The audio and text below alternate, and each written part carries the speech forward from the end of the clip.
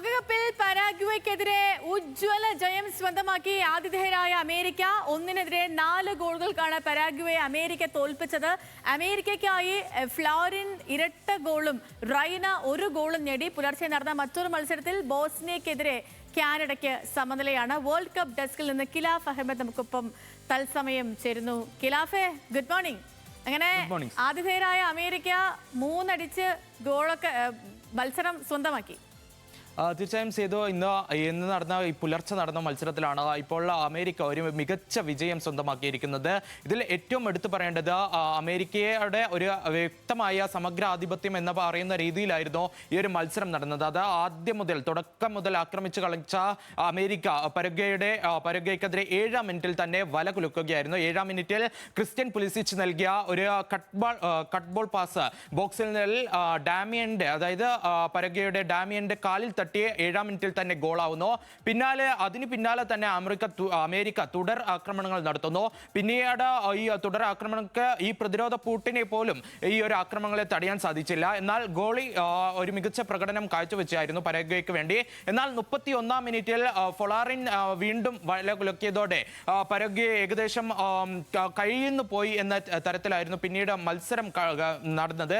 പിന്നീട് ഇതിൽ നമ്മൾ ഏറ്റവും എടുത്തു പറയേണ്ടത് 45-ാം മിനിറ്റിൽ ഇഞ്ചുറി ടൈമിന്റെ ആദ്യ പകുതിയുടെ അധിക സമയത്ത് തന്നെ വീണ്ടും ഫ്ലോറിൻ ഈ ഒരു ഗോൾ വീണ്ടും അടിച്ചുകൂട്ടി ഈ പരഗ്വേക്കെതിരെ സമഗ്ര ആധിപത്യം ഉറപ്പിക്കുകയായിരുന്നു. ഇതിൽ പിന്നീട് വന്ന 2-ാം പകുതിയിൽ പകരക്കാരനായെത്തിയ മൗരീഷ്യയാണ് പരഗ്വേക്കായി ആശ്വാസ ഗോൾ നേടിയത്.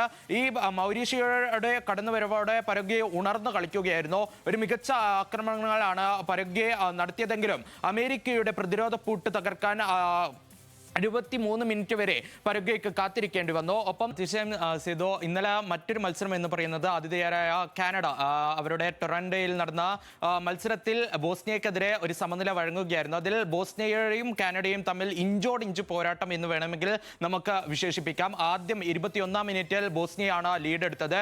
പിന്നീട് 78-ാം മിനിറ്റിൽ പകരക്കാരനായി എത്തിയ ലാറിനാണ് ഈ ഒരു കാനഡയ്ക്ക് ഒരു സമനില ഗോളായി നൽകിയത്. അതിൽ നമ്മൾ ഏറ്റവും എടുത്തു പറയേണ്ടത് പകരക്കാരനെത്തി 2-ാം മിനിറ്റിൽ തന്നെയാണ് ലാരിൻ ഒരു രക്ഷകനായി കാനഡയ്ക്കായി അവതരിച്ചത്.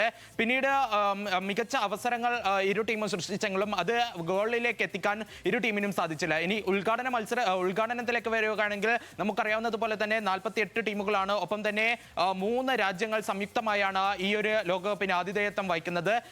അതുകൊണ്ട് തന്നെ 3 രാജ്യങ്ങളും വിവിധ തരത്തിലുള്ള ഉദ്ഘാടന ക്രമീകരണങ്ങളാണ് ഇപ്രാവശ്യം ഫിഫ ഒരുക്കിയിരുന്നത്. അതിൽ ആദ്യത്തേത് ഷക്കീരയുടേതാണെങ്കിൽ രണ്ടാമത്തേത് കാനഡയിൽ ടൊറന്റോയിൽ നടന്നത് നോറ ഫത്തേഹിയുടെ നേതൃത്വത്തിലുള്ള സംഘമായിരുന്നു ഇന്നലെ നൃത്തങ്ങളും അതേപോലെ തന്നെ പരിപാടികളും അവതരിപ്പിച്ചത്. പിന്നീട് ഇന്ന് രാവിലെ സോഫി സ്റ്റേഡിയത്തിൽ, അതായത് അമേരിക്കയിൽ എത്തിയപ്പോൾ അത് കാറ്റി പെരിയുടെ നേതൃത്വത്തിലായിരുന്നു ആ ഒരു ഉദ്ഘാടന ചടങ്ങുകൾ. വർണ്ണാഭമായ ആഘോഷങ്ങളോടെ ഈ ഒരു ഉദ്ഘാടന ചടങ്ങുകളൊക്കെ അവസാനിച്ചു. എന്തായാലും വലിയൊരു ആവേശത്തിലേക്ക് തന്നെയാണ് ഫിഫ ലോകകപ്പിന്റെ ഈ ഒരു ഉദ്ഘാടന ചടങ്ങുകളോടെ കടന്നിരിക്കുന്നത്. അതേപോലെ തന്നെ വിവിധ താരങ്ങളാണ് ഉദ്ഘാടന ചടങ്ങുകളുടെ ഭാഗമായി എത്തിയത്. വിവിധ തരത്തിലുള്ള കലാരൂപങ്ങളാണ് 3 സ്റ്റേഡിയത്തിലായി ഈ ഉദ്ഘാടന ചടങ്ങിൽ കണ്ടത്. എന്തായാലും വലിയൊരു ആവേശത്തിൽ തന്നെയാണ് ലോകകപ്പ്.